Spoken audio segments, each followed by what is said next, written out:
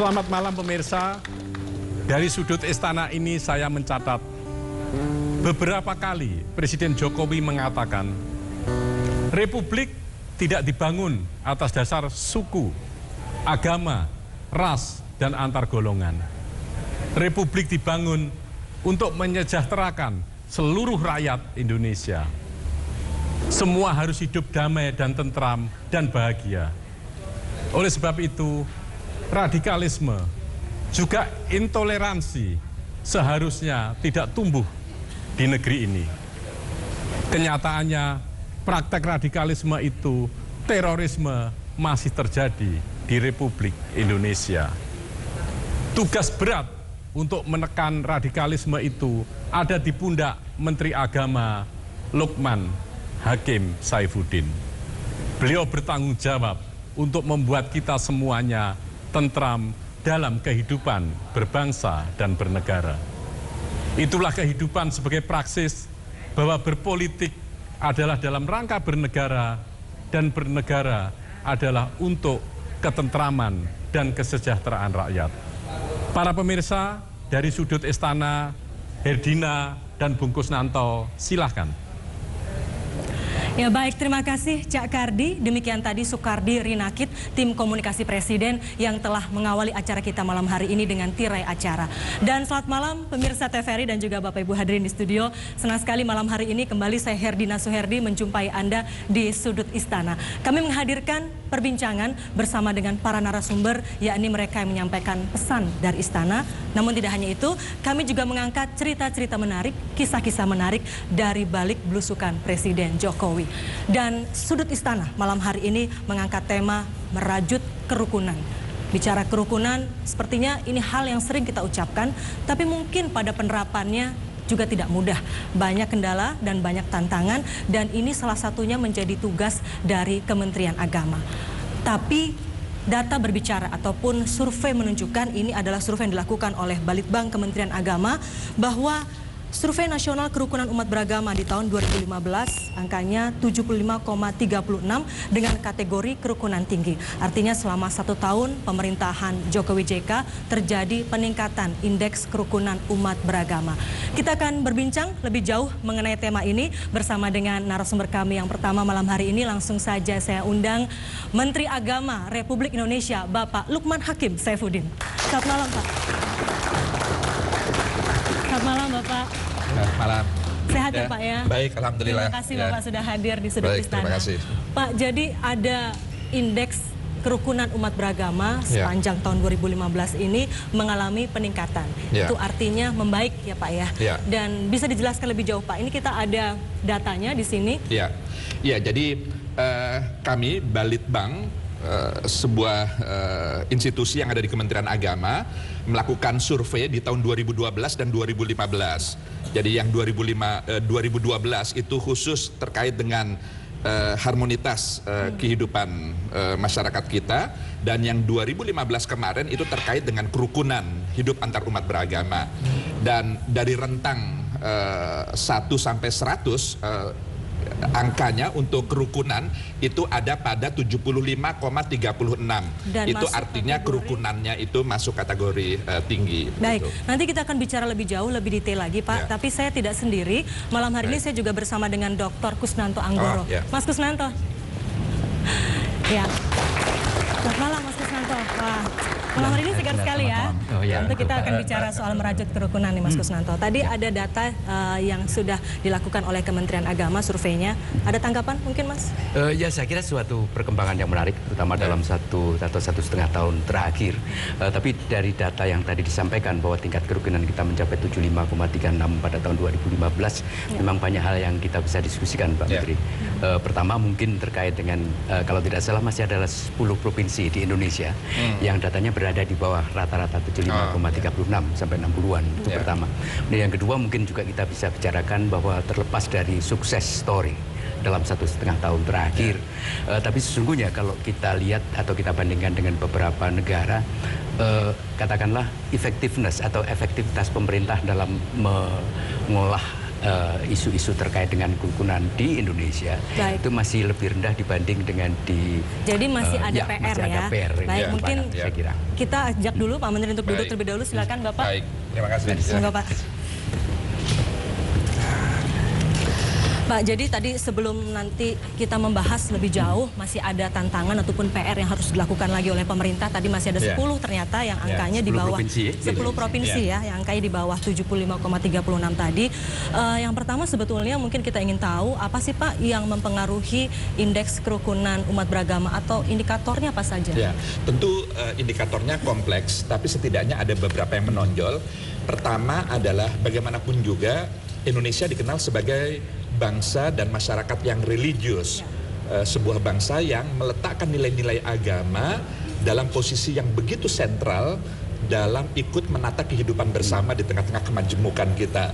Semua etnis, semua suku bangsa, dimanapun mereka tinggal di wilayah geografis kita yang begini luasnya, semua kita sangat menjunjung tinggi nilai-nilai agama. Itulah kenapa kita dikenal masyarakat religius. Nah, karenanya indeks kerukunan itu sangat tergantung dari seberapa baik pemahaman kualitas keberagamaan masyarakat Indonesia dalam memahami esensi atau substansi agama yang hakikatnya memanusiakan manusia itu.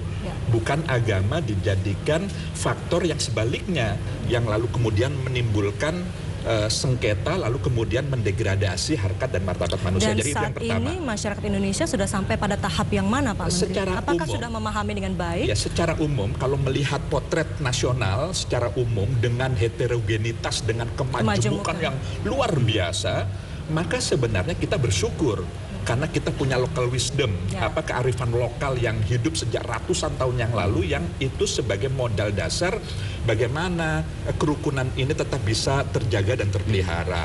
Lalu juga kita punya kesadaran bahwa keindonesiaan ini harus senantiasa dirawat, karena bagaimanapun juga agama itu bisa terimplementasi nilai-nilainya dengan baik dengan syarat ketika wilayah tanah air ini dalam kondisi aman. Itu karenanya tadi itu semua kita punya kesadaran yang tinggi bagaimana agar kehidupan atau khususnya keamanan, stabilitas nasional ini harus tetap terjaga agar implementasi nilai-nilai agama ini bisa dengan baik. Jadi sebenarnya ada dua hal yang menarik terkait misalnya katakanlah stabilitas nasional, karena di situ kan melibatkan pemerintah.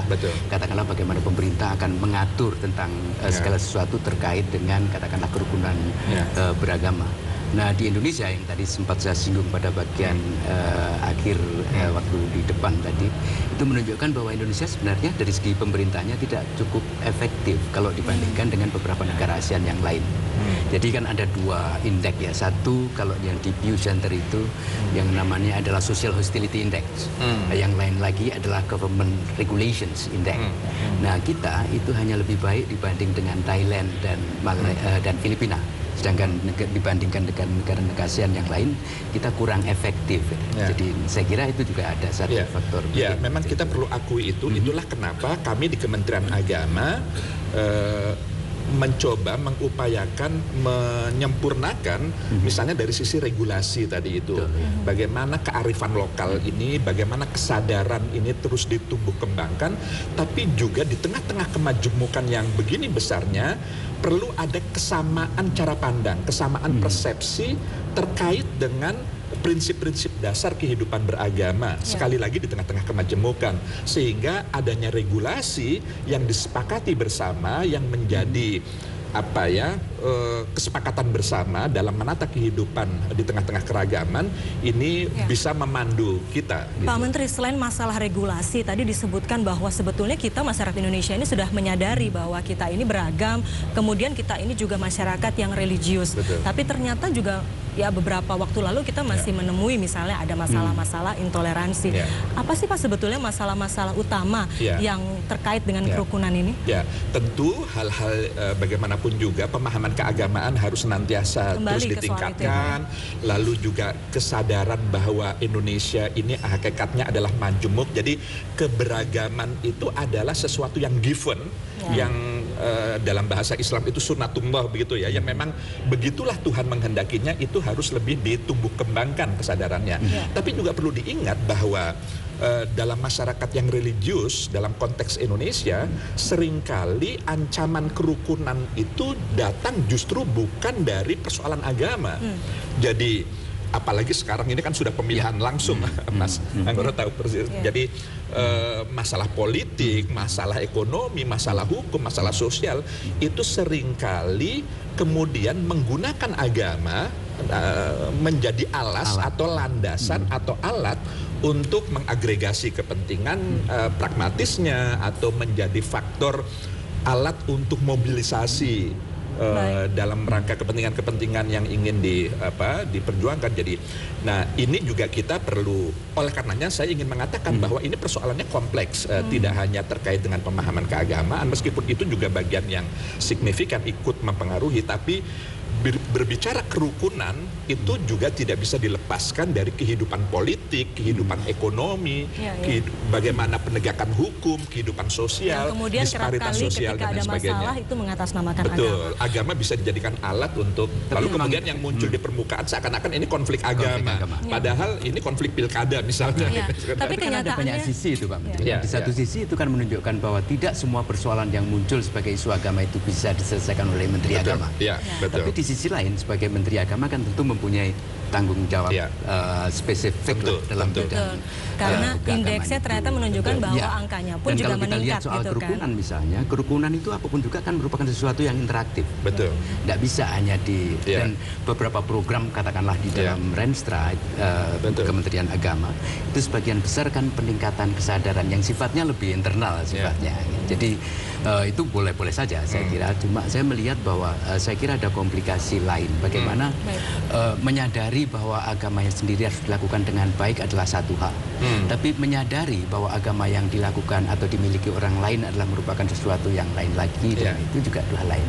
Dan dalam hal ini saya sependapat dengan Pak Menteri. Saya kira Pak Menteri termasuk seorang yang progresif, terutama ketika menafsirkan toleransi. Satu di antaranya adalah bahwa seorang yang berpuasa harus toleran terhadap mereka yang berpuasa. Saya kira ini satu pendapat. Saya kira mungkin yang pertama ya di antara 22 menteri agama yang kita miliki selama ini. Ada banyak yang lebih hebat. Officially. Pak Menteri, tapi mungkin bisa dijabarkan. Tapi mungkin bisa dijabarkan Pak, apa sih sebetulnya upaya-upaya yang sudah dilakukan oleh Kementerian Agama yang berbeda dengan yang mungkin dulu belum pernah dilakukan? Misalnya yang kami coba sekarang lakukan adalah kami memperbanyak forum dialog guru-guru agama. Jadi kan sebenarnya kesadaran beragama anak-anak kita, siswa-siswi kita itu sangat tergantung dari guru-guru agama. Karenanya guru agama menduduki posisi yang sangat strategis bagaimana agama itu diajarkan kepada anak-anak didik.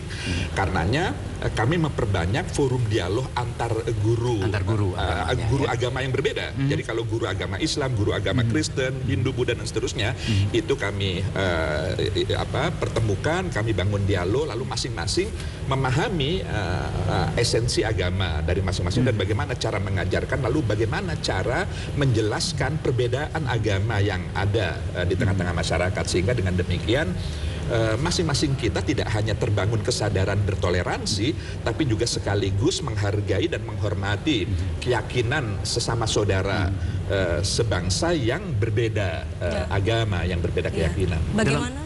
Dalam pelaksanaannya itu termasuk di mana itu Pak Menteri? Maksud saya dalam program atau di dalam apa? Karena kalau saya lihat dari segi anggaran ya, salah satu faktornya. Kalau tidak salah untuk pendidikan itu kan 128 miliar ya, dari 155 miliar sampai tahun 2019. Sedangkan yang untuk program-program interaktif itu seingat saya cuma 1,64% saja. Jadi itu terlalu sedikit dibandingkan dengan yang pendidikan yang sifatnya internal. Ya tentu angkanya saya tidak hafal gitu angka detailnya, tapi itu kita perbanyak itu. Lalu juga kita menggunakan media. Jadi media ini apalagi di tengah-tengah transparansi kehidupan revolusi komunikasi informasi yang luar biasa, sosial media misalnya, kami mencoba memanfaatkan itu dalam ikut mensosialisasikan, ikut mempromosikan betapa pentingnya kerukunan, betapa pentingnya toleransi itu ditumbuh kembangkan dan seterusnya gitu. Selain juga yang tidak kalah pentingnya, kami menginisiasi adanya regulasi tadi itu, rancangan undang-undang tentang perlindungan umat beragama. Baik, bicara soal rancangan undang-undang tentang perlindungan umat beragama ini sebetulnya seberapa urgensinya sih, Ya. Pak Menteri? Iya, begini, Indonesia adalah bangsa yang sangat besar, populasinya menduduki ranking keempat terbesar di dunia, wilayah geografisnya negara kepulauan terbesar, jadi heterogenitas, kemajemukan, pluralitas kita itu tinggi sekali. Karenanya dalam konteks beragama perlu ada platform, perlu ada persepsi yang sama di antara seluruh warga bangsa yang berbeda-beda ini. Apa prinsip-prinsip dasar dalam menata kehidupan bersama, kehidupan beragama khususnya, termasuk tentu kerukunan. Jadi karena gini, konstitusi itu memberikan amanah terhadap dua hal. Jaminan kemerdekaan untuk memeluk agama dan kemerdekaan untuk menjalankan ajaran agama yang dipeluk oleh warga negara. Pasal 29 ayat 2 itu tegas mengatakan. Nah, implementasinya seperti apa? Ini yang sekarang dari sisi regulasi dalam undang-undang belum ada. Ada kekosongan di situ. Jadi jaminan perlindungan warga negara, dia mendapatkan kemerdekaan memeluk agama lalu menjalankan ajaran agama, ini yang perlu diderivasi, perlu diturunkan, dijabarkan melalui aturan-aturan yang lebih implementatif, dan itu perlu kesamaan cara pandang. Kalau orientasinya mau kemana itu? Kan maksud saya akan dulu tahun 2003 pernah ada draft, lalu tahun 2011 intinya memberikan perlindungan. Perlindungan. Nah, Jadi misalnya tidak sekarang rumah ibadah, sekarang yang masih Pendirian rumah aktual ibadah kan itu ya, begitu. Orang sulit mendirikan rumah ibadah, katanya seperti itu. Yang ini setuju, ada kelompok masyarakat lain yang tidak setuju, lalu mengerahkan massa, kan cara-cara seperti itu kita tidak kehendaki lagi. Nah, inilah perlu dibangun kesadaran bersama bagaimana sih sebenarnya persyaratan mendirikan rumah ibadah itu. Bagaimana sih kalau ada sebagian masyarakat yang menolak di sekitar wilayahnya ada rumah ibadah, itu bagaimana Jadi cara nanti ke menolaknya? depan itu akan diatur ya, Ya, untuk hal-hal mengurangi sebenarnya gesekan-gesekan. aturannya sudah ada sekarang, tapi memang perlu sosialisasi yang lebih masif lagi. Karenanya dengan meletakkan itu dalam sebuah undang-undang, harapannya akan lebih banyak diketahui oleh publik.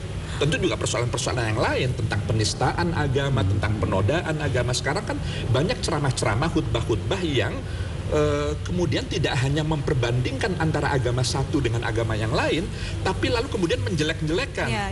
Untuk menyatakan agama saya baik, orang lalu kemudian terjebak menjelekkan agama yang lain. Untuk meninggikan agama saya lalu terjebak merendahkan agama yang lain, padahal seharusnya tidak seperti itu gitu. Nah, hal-hal seperti ini perlu diatur, mana yang boleh, mana yang tidak dalam mensiarkan, dalam menyiarkan dan ketika ajaran sebuah agama. aturan itu sudah jadi, tentu perlu sosialisasi ya Pak Menteri. Tentu. Dan kalau kita bicara sosialisasi di Kementerian Agama kan juga ada bimas-bimas dari masing-masing agama. Sejauh mana Pak perannya untuk terutama untuk melakukan sosialisasi, dan juga kalau tidak salah ada penyuluh juga ya? Ya, jadi sekarang memang masih dalam penyiapan rancangan undang-undang.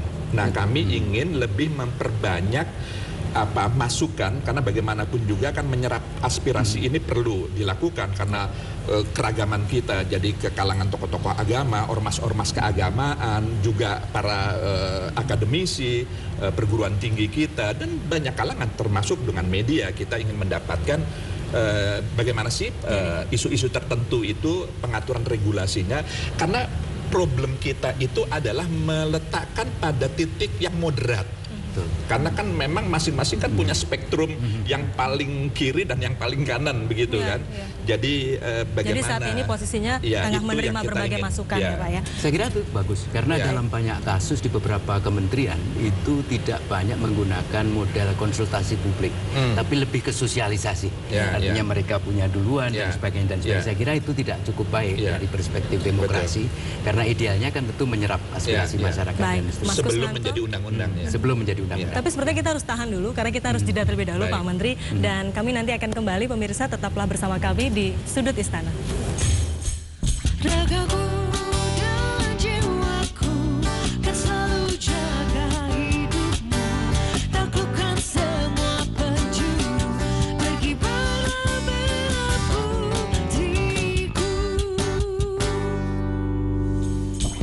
Terus berkibar merah putihku, menjulang perkasa di langit biru.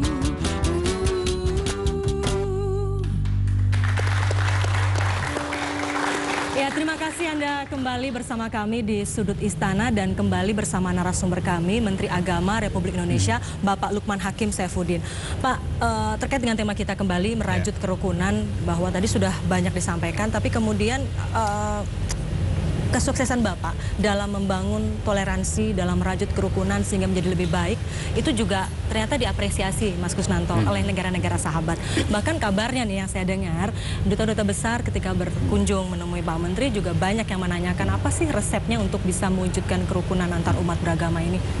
Bisa cerita Pak lebih jauh? Ya, tentu sama sekali bukan kesuksesan saya lah. Jadi begini, Indonesia itu sangat bersyukur karena sebagai negara dengan jumlah umat muslim terbesar di dunia, faham Islam yang dianut oleh mayoritas warga bangsa Indonesia itu adalah Islam yang moderat, Islam yang rahmatan lil alamin, Islam yang bisa mengayomi semua kita, karena hakikatnya adalah menebarkan kemaslahatan bagi sesama. Dan Indonesia juga bersyukur karena faham Islam seperti itu dijaga dan dipelihara dengan baik oleh ormas-ormas Islam. Jadi ini kekuatan Indonesia yang tentu tidak dimiliki oleh negara-negara, katakanlah Muslim sekalipun, negara Islam sekalipun belum tentu memiliki ormas Islam yang sangat mengakar, yang senantiasa menyemai nilai-nilai Islam yang moderat, yang toleran, yang damai, yang santun dan seterusnya. Jadi ada Muhammadiyah, ada Nahdlatul Ulama dan banyak ormas-ormas Islam yang lain tentu. Lalu lembaga-lembaga pendidikan, keagamaan, pesantren yang sangat khas Indonesia, juga tentu lembaga-lembaga agama yang lain. Jadi itulah sesungguhnya kekuatan kenapa di tengah-tengah kemajemukan Indonesia tetap bisa menjaga harmonitasnya ini, kerukunan ini bisa terjaga. Dan ini yang tantangan dalam konteks kekinian dan masa depan kita, karena di era globalisasi, di era begitu leluasanya masuk berbagai macam faham dari luar, maka kita harus bisa mampu menjaga warisan para pendahulu kita dengan tentu menyesuaikannya sesuai dengan konteks zamannya gitu. Tantangan di era kekinian. Saya jadi teringat tadi Mas Kusnanto di awal menyebutkan bahwa sebetulnya masih ada 10 provinsi yang angkanya di bawah indeks yang tadi di awal kita sebutkan gitu kan.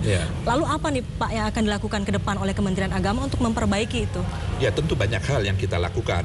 Ya, pertama tadi dari sisi regulasi juga yang harus terus-menerus dilakukan adalah bagaimana mengajak semua kita, khususnya tokoh-tokoh agama, ormas-ormas keagamaan, untuk lebih mengedepankan esensi substansi dari agama itu gitu. Jangan agama dijadikan alat.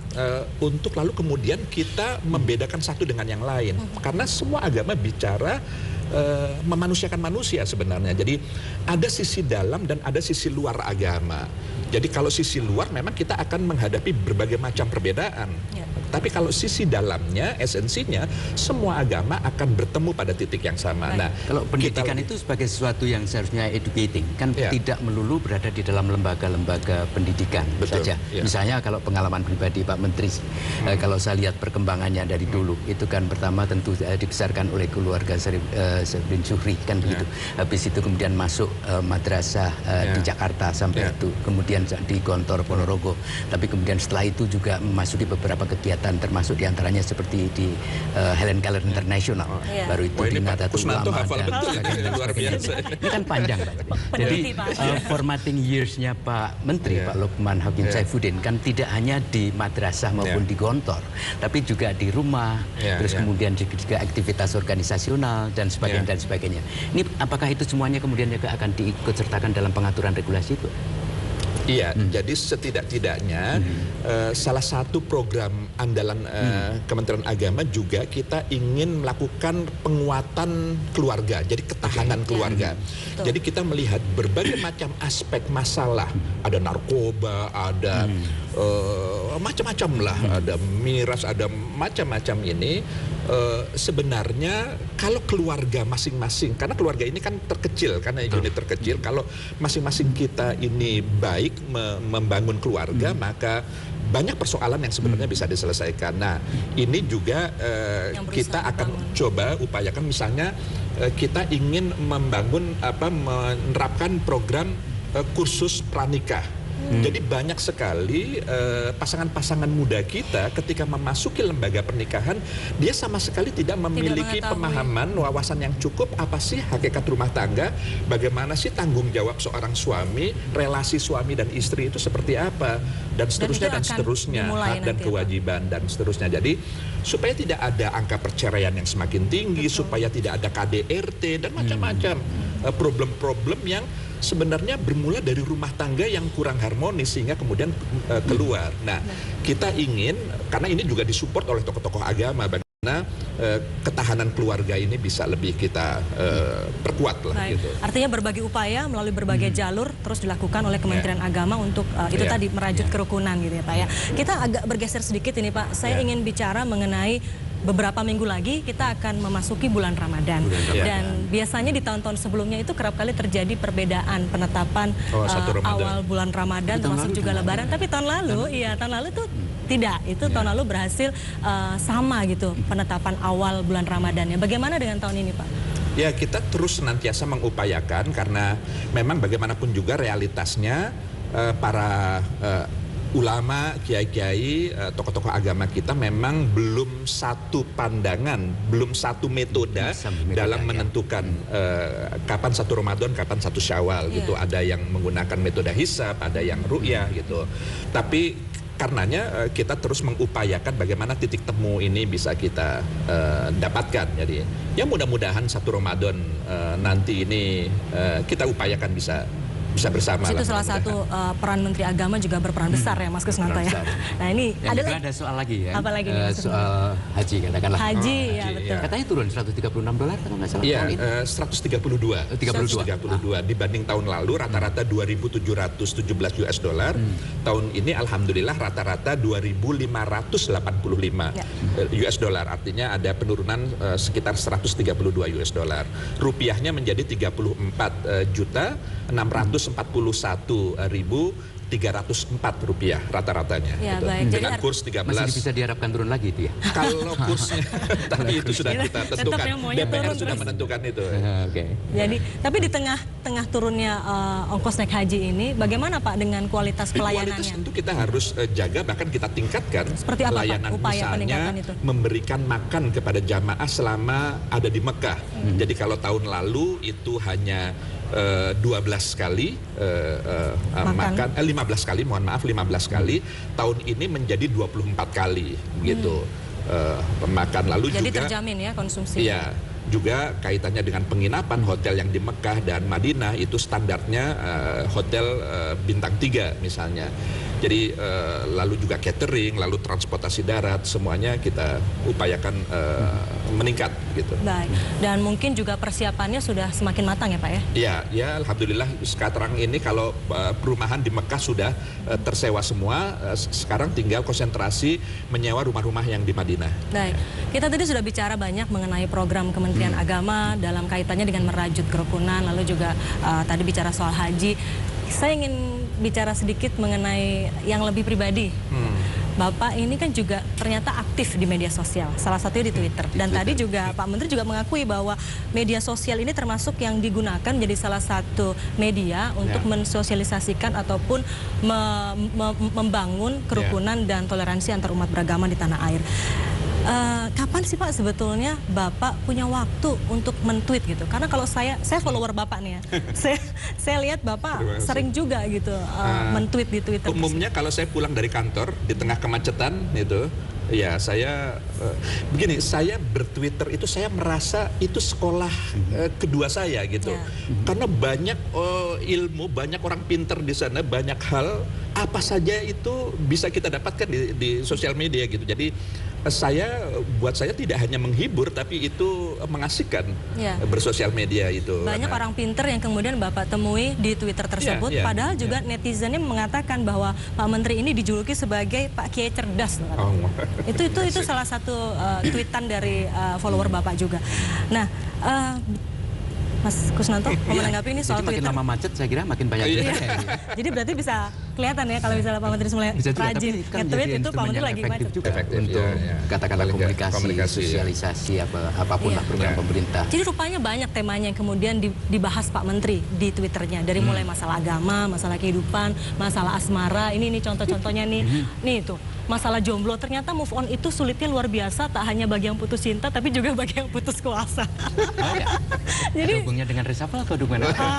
nah ini nih, kalau Itu Mas Kusnanto silakan langsung buka masing-masing. Nah, satu hal lagi juga yang menarik ini yang kayaknya baru beberapa hari yang lalu Pak Menteri tweet di sini bunyinya begini, bercinta tanpa agama dan beragama tanpa cinta, keduanya sama bahaya, sirna kemuliaan manusia. Bapak ternyata puitis juga ya. Jadi Bapak rupanya suka menulis pantun dan puisi mungkin di sela-sela waktu. Ya kadang-kadang saya kalau ada ya itu hanya sekedar ya Twitter itu juga wadah saya bisa mengekspresikan apa yang saya rasakan gitu. Jadi Tapi ya buat suka saya dapat, sangat menghibur lah, lebih dari menghibur. sering dapat kritikan juga nggak Pak kalau di Iya Twitter? kadang-kadang. Kadang-kadang ya Pak ya. Baik, ini tadi bicara soal pantun, soal puisi, boleh dong Pak dicontohkan atau sedikit lah unjuk Jadi ini saya baca di sini. untuk kita yang ada di sini dan juga pemirsa TVRI di rumah. Iya. Boleh Pak. Ini Baik. Bapak mau berpantun atau berpuisi Pak? Iya, Ini irama saya Jawa, nggak boleh? tahu apa Ya, irama namanya. apa? Itu biar para ahli Pakai aja yang irama Jawa? menentukan. Pakai irama apa Pak? Monggo silakan Pak Menteri. Irama Nusantara ya. Irama Nusantara. Ini tulisan saya beri judul Konstitusi, Agama, dan Kita. Bagaimana posisi agama dalam konstitusi kita? Mari kita simak bersama. Kemerdekaan kita diraih berkat rahmat Allah yang Maha Kuasa. Penyelenggara negara kita bersumpah sesuai agamanya saat memulai kerja. Sistem peradilan kita melingkupi 4 peradilan yang salah satunya peradilan agama. Pengaturan pelaksanaan HAM-nya bisa dibatasi undang-undang atas pertimbangan agama. Tujuan pendidikan nasional kita meningkatkan iman takwa dan akhlak mulia dalam rangka mencerdaskan kehidupan bangsa. Ilmu pengetahuan kita dimajukan dengan menjunjung tinggi nilai agama.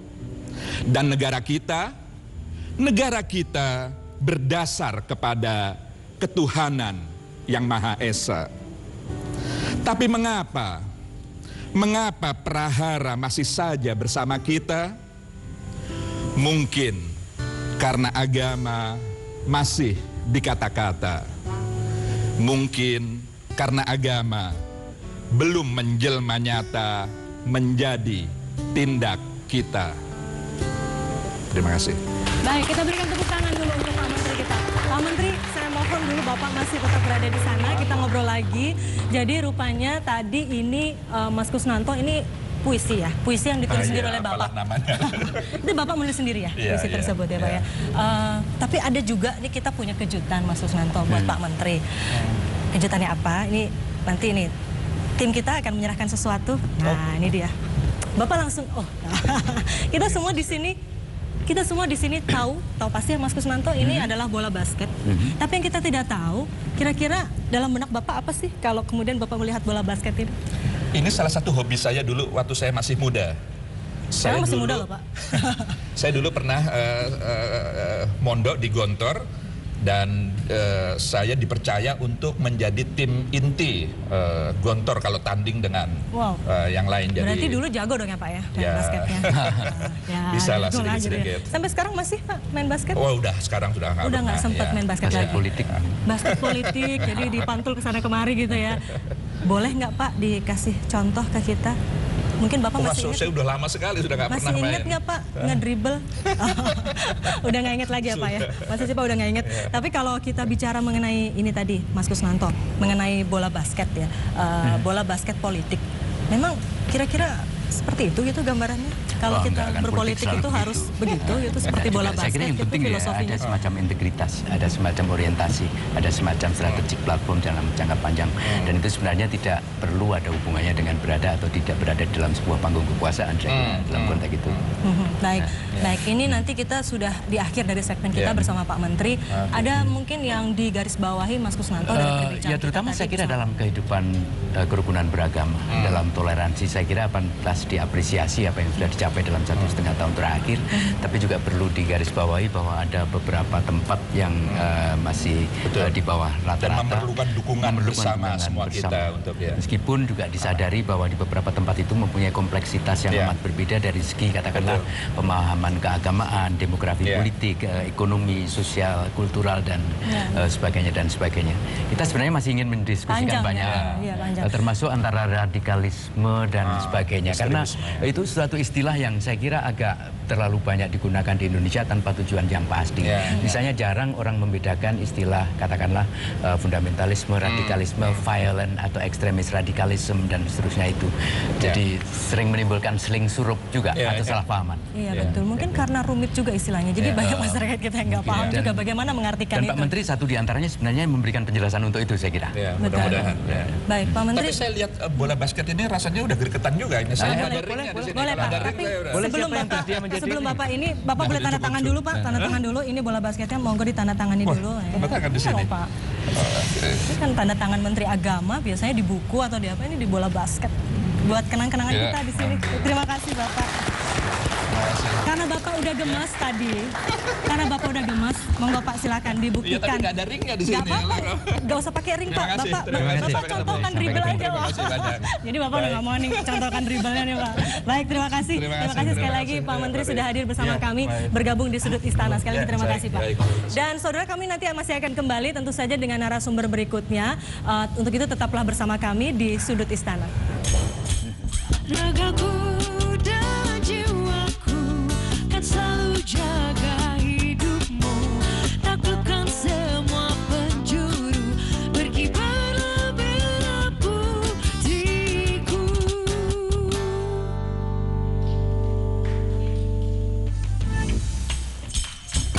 Terus berkibar merah putihku, menjulang perkasa di langit biru.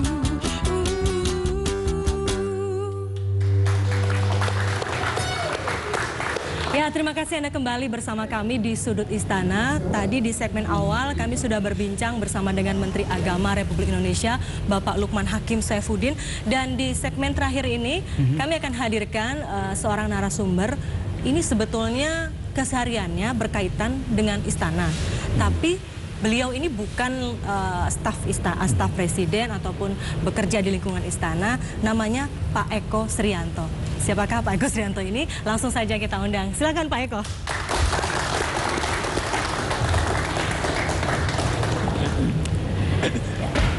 Pak Eko, selamat malam. Terima kasih sudah hadir. Ya, Terima kasih kok. monggo Selamat datang. Pak Sugeng Eko. Dalu. Nah, mungkin banyak yang bertanya-tanya karena tadi di awal kan saya sebutkan Pak Eko ini bukan staf presiden, juga bukan bekerja di lingkungan istana, tapi kesehariannya itu ternyata juga cukup dekat dengan istana. Dan mungkin bisa cerita sendiri deh Pak Eko. Pak Eko ini sehari-hari profesinya sebagai apa? Saya ini sehari-hari sebagai tukang ayam begitu. Jadi ada Pemilik istilah. warung makan gitu ya. Jadi ada istilah ayam itu kalau ketemu kita itu sudah lari Karena takut ditangkap. karena takut disembelih. Jadi kita ini sebulan alhamdulillah kurang lebih 15.000 ekor ayam. 15.000 ekor. Pemilik warung makan yang menyajikan ayam itu kan banyak ya Pak Eko ya. Tapi kalau kemudian kami mengangkat Pak Eko di sini, tentu pasti ada latar belakangnya kan. Gitu. Pak Eko ini katanya juga langganannya adalah orang-orang yang bekerja di istana, termasuk Pak Presiden. Betul begitu Pak? Posisi warungnya sendiri adanya di mana sih Pak?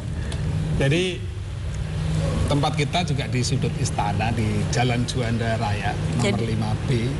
Jadi posisi yang sangat dekat. Dengan Istana Negara, Mabes Angkatan Darat, Kemendagri, Mahkamah Agung, dan beberapa tempat lain. Jadi betul ya Pak ya, pelanggannya atau yang sering makan di tempat Bapak itu adalah pejabat-pejabat yang berkantor di sana. Amin, alhamdulillah. Masakan andalan apa, Mas Eko? Jadi yang paling ramai di Ayam. tempat kita ini disebut ayam ancur. Ayam ancur. Kenapa namanya ayam ancur? Ada ceritanya. Jadi awal dulu saya memulai di tahun 2010. Awalnya namanya Rumah Makan Timlo Galagendu. Karena saya biasa disebut di Solo dengan nama Galagendu. Galagendu. Terus kita mulai dengan merajut hubungan. Saya kebetulan walaupun gemuk-gemuk ini suka tenis. Suka tenis. Sehingga ada beberapa pelanggan kita dari Sekretariat Negara. Terus saya diajak bermain di kantor Sekretariat Negara. Disitulah awal mula kemudian. Awal mula kenal. Tahun 2011 begitu. Ya. Kenal karena akrab.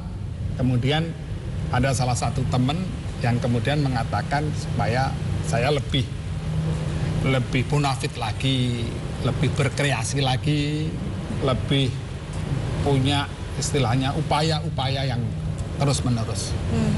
Dan itu kemudian menjadi pegangan diri saya. Sampai suatu saat sahabat atau teman tenis saya ini mengatakan bahwa supaya saya menyediakan menu untuk pas pampres pada saat itu. Dan dia memberikan pesan wanti-wanti bahwa pas pampres ini kan prajurit ya, pada umumnya prajurit. Mereka pesen ayam goreng. Tapi namanya pejabat yang memberi pesan kan wanti-wanti, tenan-tenan. Kalau bahasa Indonesianya itu sungguh-sungguh. Sungguh-sungguh. Dia bilang gini, Mas Eko, ini nanti kan pesanan kita untuk pas pampres. Maka Mas Eko harus ingat, pertama, ayamnya harus gede-gede. Karena ini prajurit. Iya. Prajurit itu makannya banyak. Ya. Dan nasinya harus banyak juga. Jadi Pak Eko lalu memodifikasi ukuran ayamnya gitu ya untuk memenuhi keinginan konsumen gitu ya. Betul. Konsumennya lebih spesifik lagi pas pampres gitu. Pas pampres. Terus kemudian harus dibumbu banyak-banyak. Jadi harus terasa. Orang Jakarta itu beda dengan orang Solo. Orang Jakarta ini harus nendang katanya. Dari Maka kita bumbu banyak-banyak. Yang kuat. Dari situlah kemudian pas pampres ini terutama jatuh hati ya pada menu ayam ancur yang ada di restoran Tapi Bapak. belum hanya sampai begitu. Iya. Jadi yang ketiga pesannya harus lunak. Harus lunak. Iya. Nanti jangan malu-maluin. Pas pampres itu kan dia di istana. Iya. Di istana negara itu dilihat oleh negara-negara lain, pejabat-pejabat negara lain. Jangan membuat malu, isin. Masa nanti kalau ayamnya besar tapi alot, liat gitu. Makan ayam diotot-otot gitu kan. Iya. Itu jangan sampai, ayamnya harus lunak. Maka di tengah motivasi itulah Pak, Bu, saya kemudian menanggapi dengan positif dan berupaya untuk melakukan hal tersebut. Sehingga saya pilih cari ayam yang pastinya harganya terjangkau, besar-besar, kita bumbu banyak-banyak, rempah-rempah asli tradisi Indonesia, kita rebus lama-lama. Tapi masalahnya Oh, ada masalah karena merebusnya mungkin terlalu lama dan terngiang-ngiang pesan harus lunak, Hancur jadinya. ketika dibongkar yang paling bawah hancur. Tapi tetap rasanya pasti enak ya Iya. Pak ya. Dan ini saya jadi teringat tadi gini Mas Kusnanto, bicara tadi kan udah cerita soal apa sih menu unggulan dari warungnya Pak Eko ini. Tapi juga saya teringat posisi warung Pak Eko ini yang posisinya ada berdekatan dengan istana. Artinya setiap hari Pak Eko juga melihat tuh di depan mata itu istana gitu ya Pak ya. Apa yang ada dalam benak Bapak ketika melihat istana Presiden? Ada Apa kira-kira? perbedaan dengan yang dulu atau tidak? Sekarang ada suasananya dari beberapa. Saya ini melihat istana itu sebagai sebuah harapan. Harapan. Jadi saya punya prinsip sebagai seorang wira swasta, bahkan sebagai anak yang mandiri, saya selalu berpikir bahwa negara ini akan mandiri itu kalau rakyatnya mandiri. Jadi saya harus memandirikan diri saya Baik. dahulu. Begitu. Tapi secara spesifik harapannya itu seperti apa, Pak? Harapan apa untuk perbaikan terutama bagi para pemilik usaha UKM gitu ya, seperti Bapak ini kan ingin mandiri. Tapi kan tentu juga ada cara untuk bisa mencapai ke sana. Harapannya itu apa? Apakah lebih dimudahkan? Apakah perekonomian lebih baik atau perizinan atau mungkin pinjaman bank lebih lunak atau bagaimana? Jadi kita ini kan sekarang menghadapi masyarakat ekonomi Asia ya. Ya, ASEAN. Maka kita harus kemudian pinter-pinter untuk kemudian inovasi, berkreasi, dan kemudian tahu apa yang disuguhkan oleh pesaing kita, terutama pesaing-pesaing dari ASEAN ini. Kalau saya mencermati sebenarnya di bidang makanan mereka tidak bisa menyajikan banyak menu kok. Ya. Selain banyak menu itu akan kemudian ada risiko, ya kan, risiko rugi. Yang kedua, belum tentu lidahnya cocok dengan Indonesia lidah kita, lidah orang Indonesia. Jadi kalau bicara di sisi kuliner, mestinya pelaku usaha Indonesia ini masih menang gitu ya Pak ya, untuk berkompetisi di era masyarakat ekonomi ASEAN ini ya. Menang. Ya. Dan harus punya keyakinan, harus menang. Harus optimis. Kalau pertanyaan satu lagi dari saya yang agak politik sifatnya, boleh dong kan? Boleh, Pak, ya. Begini, karena di dalam ungkapan Jawa misalnya itu kan ada peribahasa yang mengatakan bahwa sak towo-towone lurung isih towo gurung. Jadi sepanjang-panjang jalan, tapi itu masih panjang pembicaraan. Jadi setiap pembicaraan bisa saja berujung ke sesuatu yang kita tidak bisa menebak. Nah, di lain pihak, kadang-kadang restoran atau tempat makan itu kan tempat suasana dari seseorang dengan orang lain, cerita ini itu dan seterusnya, bisa menjadi sarana untuk akomodasi politik, tapi juga bisa untuk menjadi provokasi politik atau bisa menjadi apapun juga, seperti yang terjadi di banyak tempat, ada di Prancis. Dan pernah menyaksikan itu nggak di rumah makan ayam ancur di Jalan Juanda itu? Iya. Jadi kita ini kebetulan posisinya kan di dekat Kementerian Dalam Negeri. Hampir seluruh pejabat di daerah itu kan dalam periode waktu tertentu pasti ke Kementerian Dalam Negeri. Demikian juga DPRD. Itu hampir sebagian dari mereka juga makan di tempat kita. Kita itu sangat terkenal di daerah Papua karena Papua juga suka makannya yang besar-besar. Sehingga pernah kita juga buat acara juga untuk teman-teman Papua. Di situ sebenarnya terjalin tadi akumulasi sebuah proses pembicaraan dari berbagai daerah, dari Kalimantan, dari Papua, dari Sulawesi, dari Sumatera, dari melebur Bali, di situ ya. Melebur di situ karena posisinya di situ ya. Dan sekali saya mau ke sana dong. Kalau boleh bisa mendengarkan banyak cerita itu. Ya, banyak cerita sambil mendapatkan ekonomi, politik, ayam ancur besar. Kalau ke sana jangan lupa ajak saya Oh iya, pasti. Tadi bicara soal posisi strategis ya kan, posisinya ada di antara kementerian, kemudian juga ada di dekat istana. Lalu yang saya ingin tanyakan, apa yang ada di benak Pak Eko melihat apa sih yang dikerjakan oleh Pak Presiden, apa yang dikerjakan oleh Pak Menteri, itu apa sih yang ada dalam bayangan Pak Eko? Jadi berat tanggung jawabnya ya. Berat. Saya ini tukang ayam yang suka filsafat. Filsafat. Ya, Bu. Jadi saya berpikir tentang filsafat negara itu dari kata nagara. Nah itu berarti keberadaan. Itu artinya besar dan agung. Ga itu wadah, tempat, bentuk, sistem. Ra itu artinya darah, turunan atau bangsa. Jadi ketika kita bicara negara, maka kita bicara suatu keberadaan dari suatu tempat atau wadah yang kemudian penuh dengan kebesaran dan keagungan, serta ada sistem di situ untuk mencapai tujuan demi keturunan, demi darah, demi bangsa, demi masa depan, demi anak demi masa depan bangsa Indonesia. Artinya saya selalu berharap bahwa para pemimpin negara ini untuk berpikir tentang negara. Ya. Kehadiran negara. Kehadiran negara seperti cita-cita Bapak Presiden tentang nawacita dan negara selalu hadir di masyarakat begitu. Dan itu yang sudah dirasakan saat ini. Saya berusaha untuk kemudian harus berusaha untuk merasakan. Karena dengan kita sebagai pengusaha merasa kehadiran negara itu banyak sekali kok sebenarnya kalau kita mau kemudian merasakan. Baik, artinya ini menunjukkan bahwa masyarakat terus optimis, termasuk juga pelaku usaha di tengah banyak juga tantangan-tantangan dan kendala terutama dalam berusaha ya Pak ya. Tapi optimisme itu terus dijaga.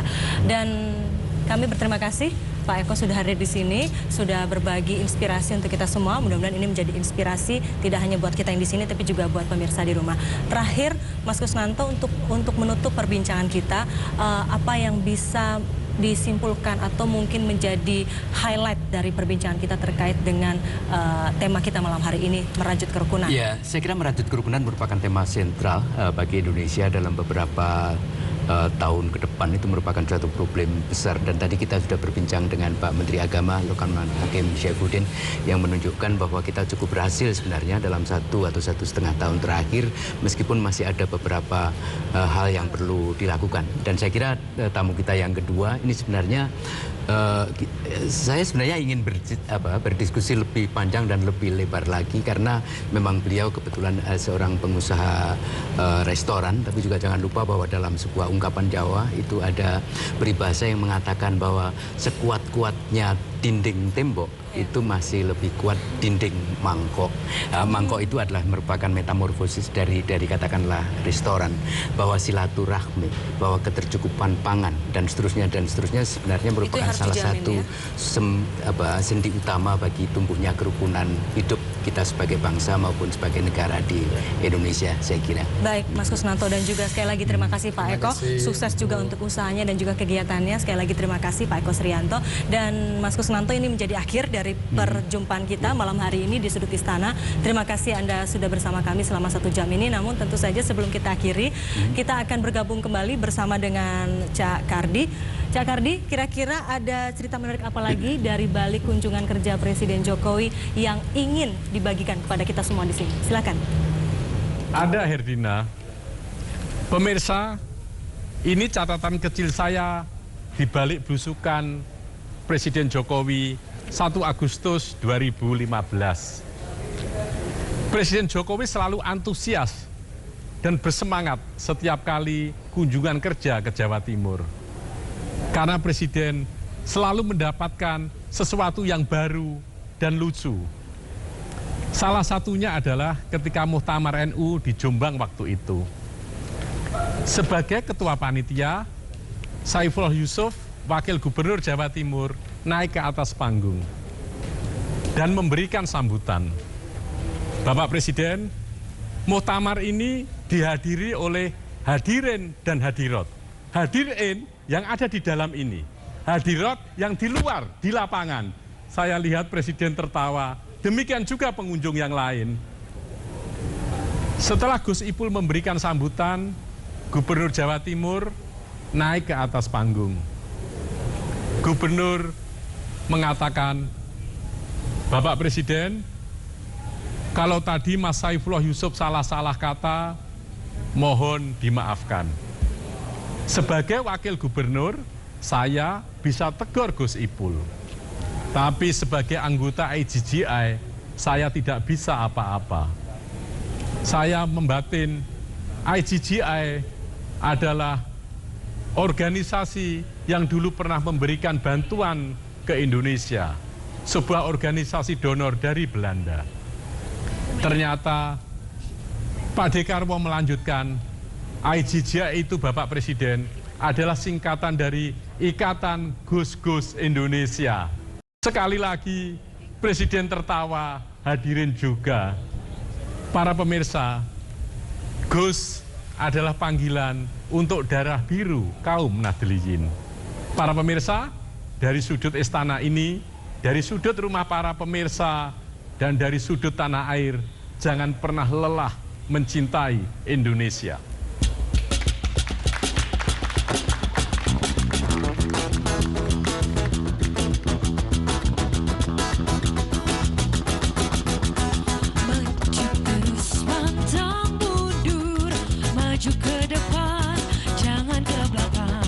Maju terus pantang mundur untuk kebenaran.